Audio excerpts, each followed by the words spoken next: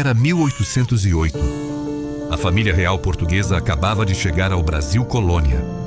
E no dia 18 de setembro de 1808, na Capela do Bom Jesus do Mandu, um batizado marcaria o início de uma nova história. José Ferreira de Matos, o homem que o tempo eternizaria como o Comendador.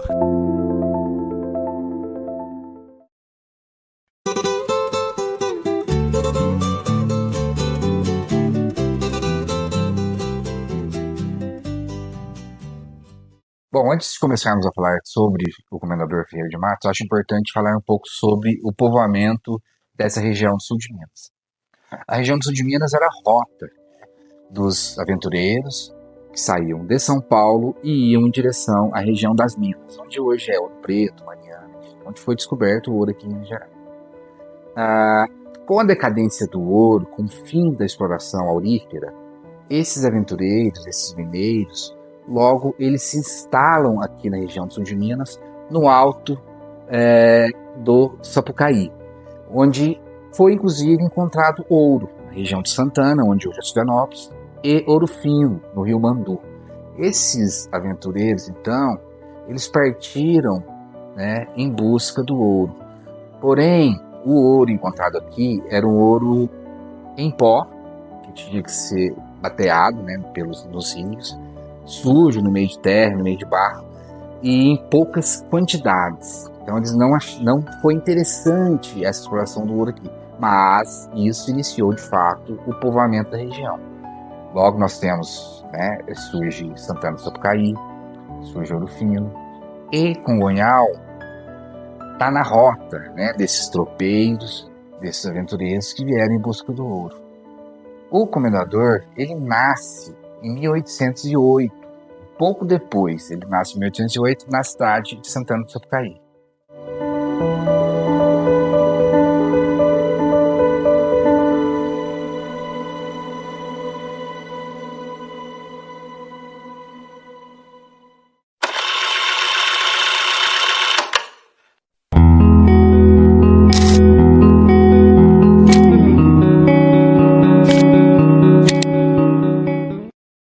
O Comendador Ferreira de Matos, para falar dele, vamos dizer assim, a gente precisa de se aprofundar nas informações, porque ele é uma pessoa, é um congonhalense e a gente conhece muito pouco sobre a vida dele, então houve interesse em saber, conhecer melhor a história de vida dele. Estamos agora diante da Catedral Metropolitana de Pouso Alegre para linkarmos a história de Pouso Alegre com Silvanópolis, onde pertencia, pois aqui era a antiga Capela do Mandu, que o senador José Bento, o padre José Bento, iniciou os trabalhos de fundação de Pouso Alegre. Foi nessa capela que o José Ferreira de Matos foi batizado. O censo de 1831, realizado em Santana do Sapucaí, e onde consta os filhos solteiros dos pais do Comendador José Ferreira de Matos. Eles moravam na região 142, município 4, distrito 13, que era Santana do Sapucaí, Fogo 497. O fogo significa a moradia, porque nem todos tinham casa. Então, na época era determinado como fogo, e onde tinha um fogo significava que tinha morador. Os pais dele, João Ferreira de Matos, 53 anos, Ana Maria, 42 anos, a esposa, isso em 1831. O José, 19 anos, no ano de 1831, e o José é o Comendador. Eu já pesquisava sobre a vida dele, do Comendador José Ferreira de Matos, mas nunca tinha encontrado data de nascimento, casamento. Aí começou a ter conversa com o Raimundo tem um pouco de conhecimento também, o Benedito Mariano. Aí eu comecei a pesquisar no Family Search. Aí encontrei uma família que se chamava João Ferreira da Costa e Ana Maria da Conceição. Daí em diante, eu expus esse fato para o Raimundo e para o Benedito Mariano. falando que era a família do João Ferreira de Matos. Só que eu precisava de uma prova, um documento para me provar, né? Aí o Raimundo Batista Franco, advogado, conseguiu um documento fazia muito tempo, e provando que Ana Maria da Conceição e a mãe da Maria Benta, que era mulher do comendador, eram primas. Falei, eu vou contestar esse documento porque eu achava errado, não estava certo. Aí contatei o Raimundo, ele foi na Cúria e conseguiu o documento provando que as mães eram irmãs. Meu raciocínio estava certo, né? Aí eu consegui esse documento, daí eu comecei a fazer a árvore dos dois. Ele nasceu lá em 1808. A partir de 1813, nasce a Inocência, irmã dele. Inocência Maria de Jesus. Em 1913, aparece João Ferreira de Matos. Antes, nos 4 primeiros filhos, era João Ferreira da Costa. Aí, em 1913, aparece Inocência Maria de Jesus, com o pai João Ferreira de Matos e Ana Maria da Conceição. Desse episódio em diante, com certeza ele já estava morando no Servo de São Pedro. E no atestado de óbito do João Ferreira de Matos, consta que ele faleceu em 1839 no Servo de São Pedro, que é na localidade hoje do bairro dos Malheiros. Lá tem o Ribeirão São Pedro, que corre até desaguar no Rio Servo. Então esse ribeirão deu ao nome de São Pedro, e o Servo de São Pedro, consequentemente, seja lá. Criado com cerca de 12 irmãos, José Ferreira de Matos permaneceu em Santana do Sapucaí até pelo menos o ano de 1831, aos 23 anos, quando ainda era jovem. Em 1839, aos 31 anos, com a morte do pai nas terras de São Pedro José, José Ferreira de Matos assumiu o rumo da própria história.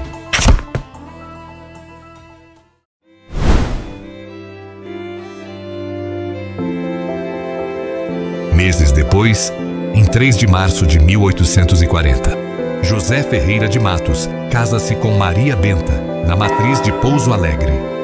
Do casamento nasce, em 1841, seu único filho, José Bento Conrado Ferreira de Matos.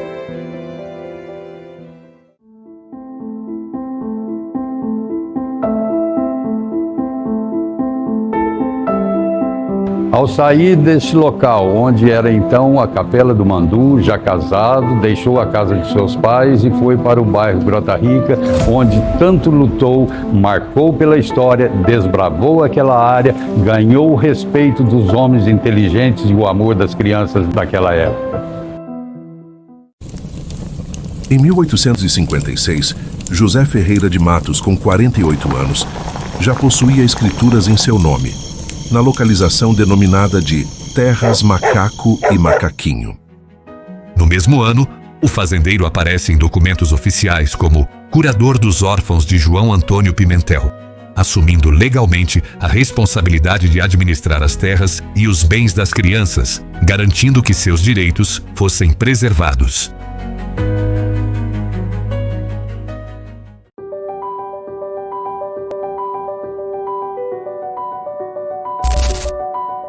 Em abril de 1864, a família de José Ferreira de Matos crescia com o casamento do seu filho, José Bento Conrado Ferreira de Matos, com Maria do Carmo de Oliveira, com quem teve 12 filhos.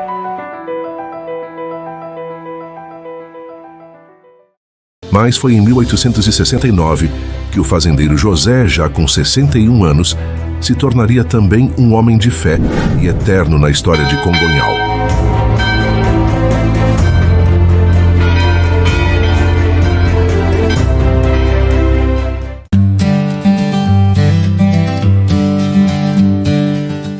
Meu nome é Eliel de Oliveira Matos. Eu sou nascido e criado aqui no bairro de Grota Rica. Meu pai e minha mãe, eles são primos, são ambos são da descendência de José Ferreira de Matos. Então, a minha mãe, ela é neta do capitão. A minha mãe é filha de Joaquim Zinico. Joaquim Zinico é filho do senhor Virgílio, conhecido como Zinico. O Zinico era filho do capitão Zé Bento. O capitão Zé Bento era filho do comendador Ferreira de Matos. Então, a gente nascido e criado aqui desde criança, que a gente nasceu e cresceu ouvindo o seguinte, que a gente é da descendência do comendador Ferreira de Matos, e ele, que a gente cresceu ouvindo, que ele doou 25 alqueires para a doação lá da construção de Congonhal. Então, isso a gente cresceu ouvindo. O comendador Ferreira de Matos, logo, passa a ser uma pessoa importante na região, um fazendeiro com grandes terras, né? Inclusive, ele faz a doação de 25 alqueires de terras para ser construída aqui a Capela de São José. O comendador, ele provavelmente era um devoto, né, de São José, e ele passa então a articular para ser construída essa capela aqui, juntamente com o bispo de São Paulo.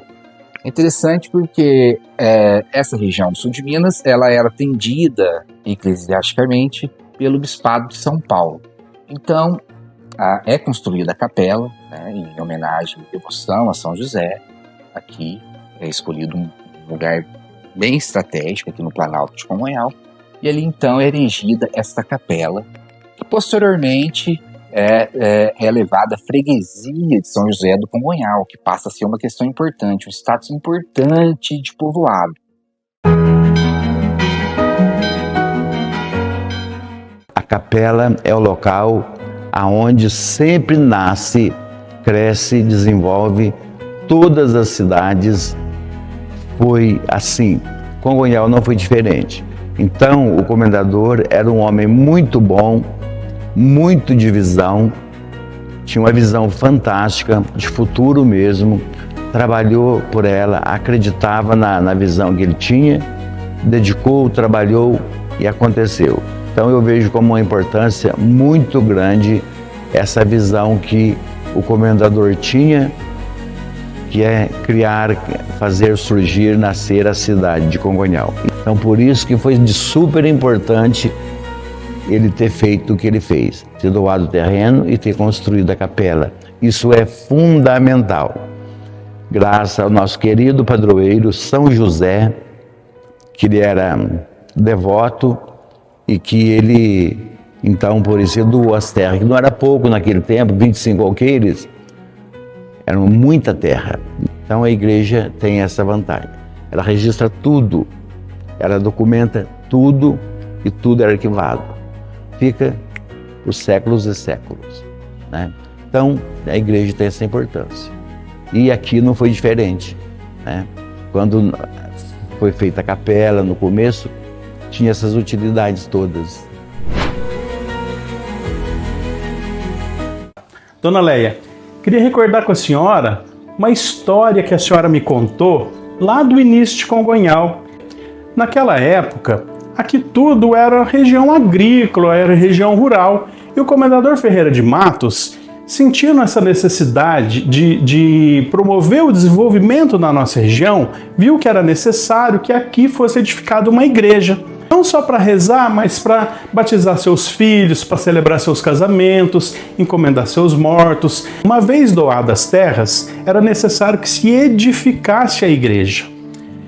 E aí, a maneira que eles encontraram de fazer isso é fazer uma festa para reunir os fazendeiros, as pessoas daqui da região, e fizeram a doação de boi, de cavalo, das coisas que eles plantavam, que eles cultivavam de valor, para que fosse leiloado e ali se arrecadasse os primeiros recursos para a edificação da igreja.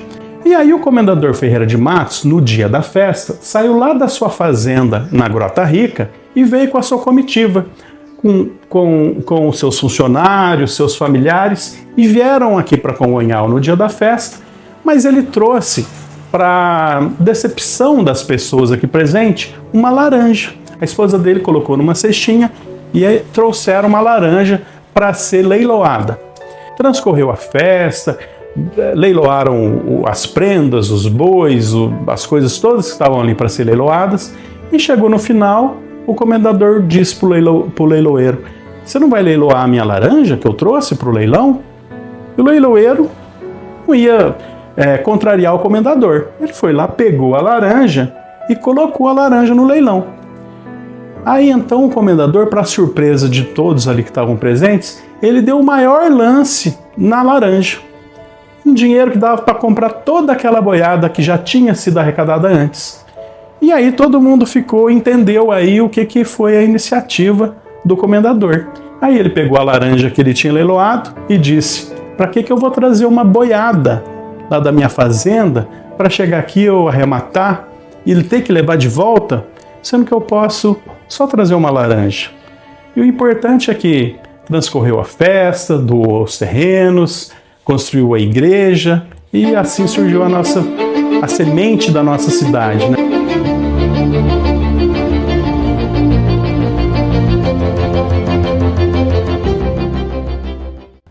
Quem ajudou a ele a construir Congonhal com um traçado de rua foi o cunhado dele, José Caixeta Guimarães.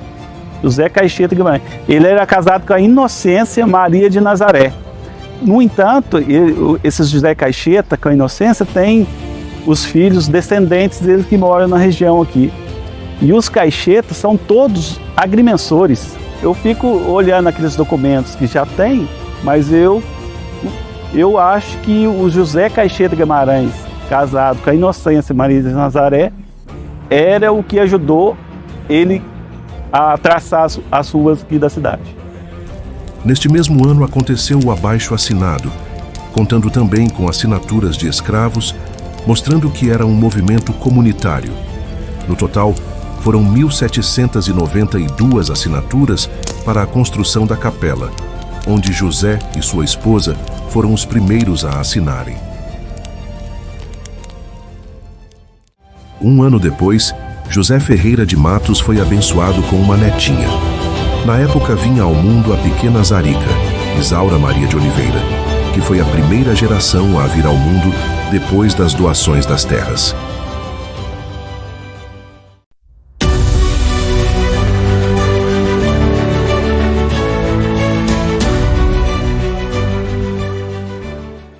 Outra questão importante para o desenvolvimento de Congonhal, da região, foi a abertura da estrada que liga Pouso Alegre a Caldas. A abertura de uma estrada nesse momento significava uma coisa muito importante. O comendador ele tinha essa percepção, tanto para o transporte de pessoas quanto para o escoamento da produção das lavouras aqui da região. Inclusive nós temos uma passagem interessante onde essas obras elas danificam lavouras do comendador. E ele chega até a reivindicar na Câmara de Pouso Alegre, nós temos ata disso, reivindicar um ressarcimento que é feito posteriormente das suas lavouras. Então ele é uma pessoa que se preocupava também com o que era dele, com suas terras. A região aqui, ela produzia fumo, cana, arroz, entre outros produtos. Então foi muito importante nesse momento a abertura dessa estrada, as construções de pontes, para que pudesse então haver o escoamento tanto da produção quanto para a passagem também de pessoas aqui na região.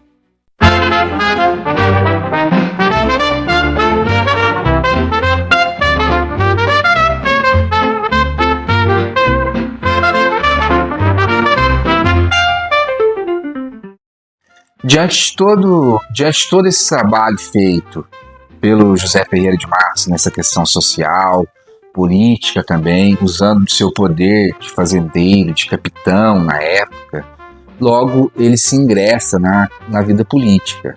Ele é candidato a vereador por Congonhal e é eleito com 417 votos, numa época onde poucas pessoas votavam, somente alguns que tinham privilégios.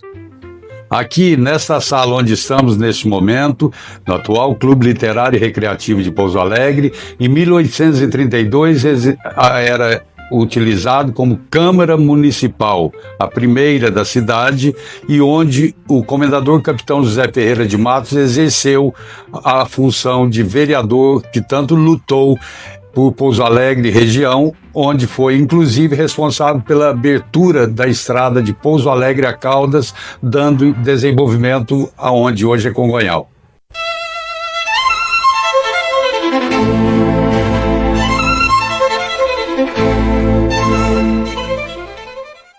Diante de todo esse trabalho prestado, abertura de estrada, doação das terras e construção da capela, fez com que o José Bento Ferreira de Matos tornasse uma pessoa em evidência no Império.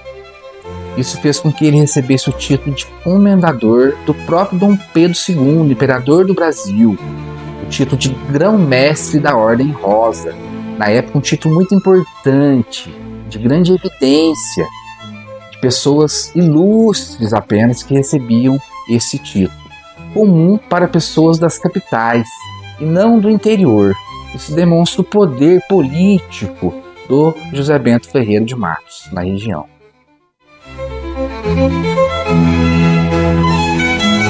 Carta de Dom Pedro II, por graças de Deus e unânime aclamação dos povos, imperador constitucional e defensor perpétuo do Brasil, como grão-mestre da Ordem da Rosa, faço saber aos que esta minha carta virem, que entendo que, aos relevantes serviços que o capitão José Ferreira de Matos tem prestado ao Estado e à religião, hei por bem nomeá-lo comendador da dita ordem, dada no Palácio do Rio de Janeiro em 28 de setembro de 1882, 61º da Independência e do Império.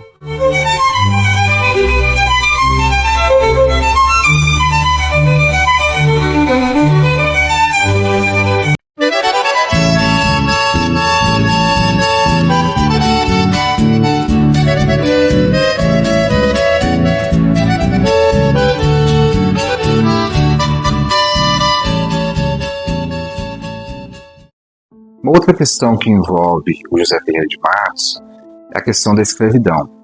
Mas é interessante nós lembrarmos que o José Ferreira de Matos é um homem que viveu durante o século XIX. Nós temos no Brasil mais de 3 séculos de escravidão. Era comum, nessa época, não só ele, mas todos os fazendeiros possuírem escravos para o trabalho nas lavouras, nas fazendas, no dia a dia. E no caso, meu tio, que era irmão do meu avô, contava pra gente que José Ferreira de Matos, e por ser um fazendeiro grande aqui no município, então ele tinha escravo. E passando pro filho dele depois, que era o capitão José Bento, também tinha escravo. Segundo o tio Braz, que já faleceu, que era irmão do meu avô, ele contava que lá embaixo, onde mora o tio Silvio Luiz, que a Catarina também era filha do Zinico, então lá tinha uma serraria, então diz que levava essas toras nos boi até na serraria, e depois que estava lá os escravos, chegava, essas toras na serra era chegado por mão de escravo. Então isso já foi confirmado por documento, tem até o nome dos escravos, que segundo o pesquisador tem o nome deles todos. Então é essa história que eu cresci ouvindo. Sobre os escravos deles, no livro da Cúria de Pouso Alegre, né? Lá, quando foi assinar para construir a igreja aqui, já tinha toda a lista completa dos moradores, consequentemente os escravos de cada fazendeiro. Aí deu para descobrir quem que eram os escravos. A Mariquinha, neta do comendador, teve um filho chamado João, e foi com um escravo da fazenda José Bento Conrado Ferreira de Matos. E o João cresceu na comunidade, aqui no bairro dos Marianos. Cresceu, e o apelido dele, a minha mãe chamava ele João Bataia. O João Bataia cresceu ali por perto ali.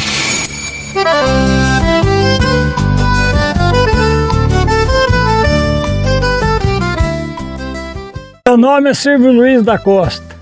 Eu casei com a Catarina e morava aqui, aonde era do comendador. Aí o capitão reformou a casa estava caindo. Aí meu sogro morou nessa casa há muito tempo. Aí depois, né, moramos aqui. Um ano a casa começou a cair, virar tudo, aí nós acabamos de derrubar. Aí morava nesse lugar aqui mesmo. Aí eu fiz uma casa para mim ali embaixo. e acabamos de derrubar, que a casa estava caindo. Esse aqui é a Catarina, que é minha esposa. Esse é o pai dela, o Zinico. E a mãe dela, a Ana. E esse aqui é o capitão. A casa é construída de barro, feito, rebocado. E a cozinha era de chão e o corpo da casa era de madeira, de tábua. Isso aqui, essa madeira que sobrou é da primeira casa, era uma viga da cozinha que sobrou. Então é o que restou da casa antiga aqui, de resto é só essa madeira aqui. O resto já acabou.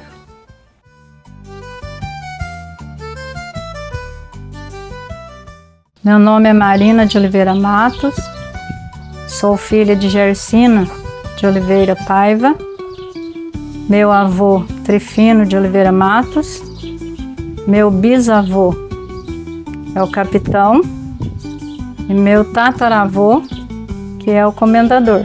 Então a casa do capitão, minha mãe contava que era uma casa muito, assim, uma mesa muito grande, muito bem arrumada, que servia muitas pessoas e que todo mundo que chegava lá tinha acesso àquela mesa maravilhosa e que eram pessoas muito boas. Meu nome é João Antônio de Lima, mas sou conhecido por João Lázaro. Nasci e criei aqui no bairro da Grota Rica. E o que a gente sabe, do que eu sei contar dos meus avós, eu não cheguei a conhecer meus avós. Minhas duas avós eu conheci. A mamãe contava que lá tinha um relógio de ouro, mandaram para Aparecida do Norte, por ouro, brocho, colar, transilim, pulseira, brinco, tudo de ouro. Mas que o antigo já vi como é que era, né? Isso tinha na casa deles. Sou Vicente de Oliveira Matos, daqui do bairro de Grota Rica. Sou filho do Trifino de Oliveira Matos, conhecido por Teco Bento. Sou nascido e criado aqui, sou neto do capitão Zé Bento e sou bisneto do Zé Ferreira de Matos, o comendador. Então chegava os fins de época de festa em Congonhal, nós ia para lá, sempre meu pai falava e contava, falava, olha, Congonhal aqui, isso aqui foi meu avô que deu essas terras aqui para Congonhal. E hoje nós estamos aqui, mas foi ele que deu. Então ele sempre contava essas coisas para nós. Agora a única coisa que tem, que a gente lembra, é esta alta, que é do meu bisavô, que está ali. E nós estamos em 2 bisnetos só, eu e o meu irmão. O resto já se acabou tudo. Aí eu brinco que eu vou ficar por último para passar lá e falar, benção meu bisavô.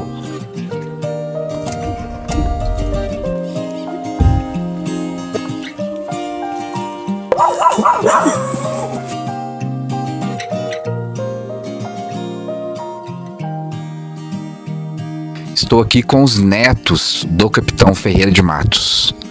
Qual que é o nome do senhor? Zé Bento Neto. E o do senhor? Vicente de Oliveira Matos. Seu Zé, quantos anos o senhor tem? Tenho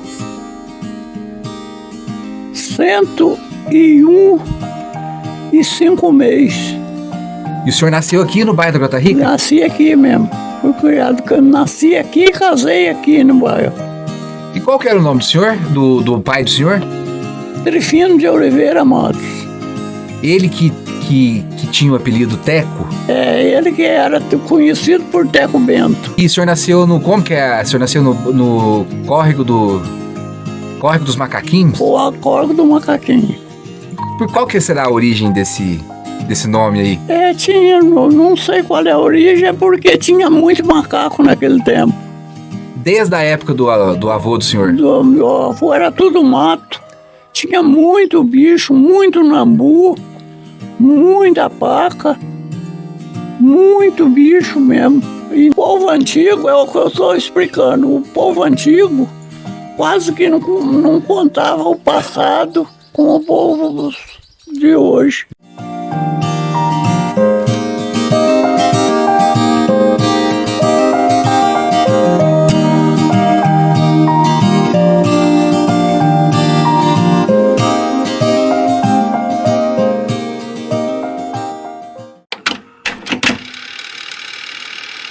No dia 4 de novembro de 1880, a capela de São José do Congonhal foi elevada à paróquia e, em 1881, passou a ser, oficialmente, a Igreja Matriz de São José do Congonhal.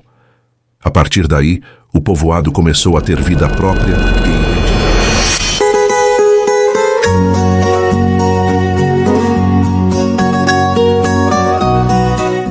Logo depois de ser eleito vereador, ter recebido o título de comendador, um título tão importante, tão grandioso, recebido do próprio imperador Dom Pedro II, no ano de 1884, ele recebe também o título de juiz de paz. Esse título era muito importante, ele era um mediador da cidade, ele tinha várias atribuições, como a parte civil, criminal, fazia casamento, fiscalizava a polícia militar, enfim. Era um mediador da cidade. Era a pessoa mais importante da cidade ali naquele momento.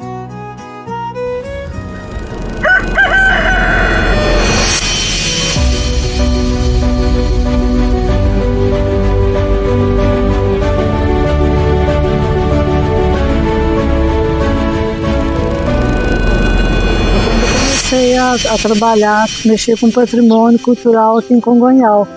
Foi quando nós resolvemos fazer o livro, né, onde os alunos iriam estudar, os alunos do terceiro ano iam estudar o município, né, que seria a geografia e a história do município.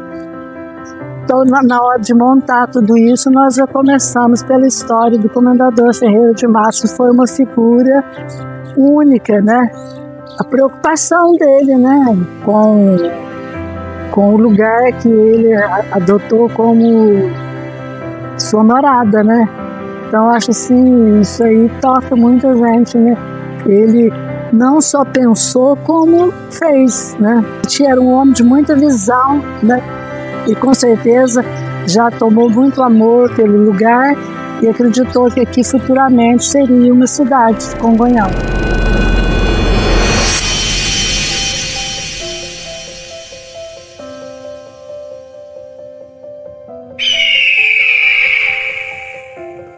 E é justamente no ano de 1884, o ano que ele recebe o título de juiz de paz, que o comendador vem a falecer, deixando um legado enorme para a cidade de Congonhal.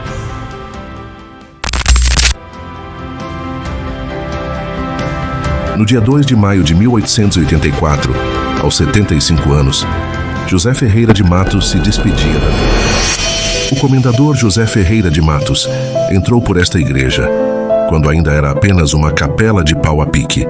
Viu o altar nascer, ouviu os primeiros sinos, entregou a terra e parte da própria história para que este lugar existisse.